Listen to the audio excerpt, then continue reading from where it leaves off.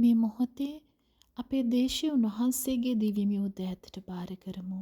ඇති වී තිබෙනා වූ අයහපත් කාලගුණය නිසා අපහසුතාවයට, කරදරවලට, පීඩනයට පත්වී සිටින මගේ සියලුම සහෝදර සහෝදරයන් උන්වහන්සේගේ අනුග්‍රහය තුල උන්වහන්සේගේ ශිදුල්ලේ කරණ කොටගෙන නිදහස් කළ මැනව. අධික වර්ෂාව, සියලු නායයන්, කඳු කඩා වැටීම් මේ සියලු දේ උන්වහන්සේට බාර කරමු. පියාණෙනි ඔබ වහන්සේ මහත් වූ කරුණාව අප දේශයට මේ මොහොතේ නිදහස් කළ මැනව. ජේසුස් ක්‍රිස්තුස් වහන්සේගේ නාමයෙන් මම බැගෑපත් වී යටහත් වී ඔබ වහන්සේගේ ණය දෙනවා පියාණෙනි. මගේ දෙවි පියාණෙනි අද දවසේ අසරණ වී සිටින සියලුම දෙනාගේ උපකාරය ඔබයි ස්වාමීනි. හැම පවුලක්ම ඔබ වහන්සේ ආරක්ෂා කළ මැනව.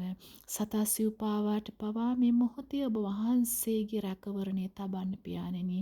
ඔබගේ දූතයන් තබමින් දේශයේ 4 කොන් 8 කොන් වසා ගන්න පියාණෙනි. මේ අපි ඔබ වහන්සේගේ පාද පාමුල වැඳ වැටි ආඥා කරනවා පියාණෙනි.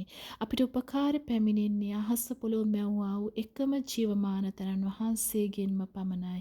මේ මොහොතේ අසරණ වී සිටින ඔබ තැතිගෙන බියෙන් ඇකිලෙමින් සිටිනවාද විශ්වාස කරන්න. උන්වහන්සේ බලකොටුවක්. විපත්ති කාලයේදී උන්වහන්සේ විශාල පවුරක් වී ඔබව ආරක්ෂා කරනවා. උන්වහන්සේ ඔබව අතාරින්නේ නැහැ. ඔබේ පවුල මේ මොහොතේ උන්වහන්සේ ආරක්ෂා කරනවා.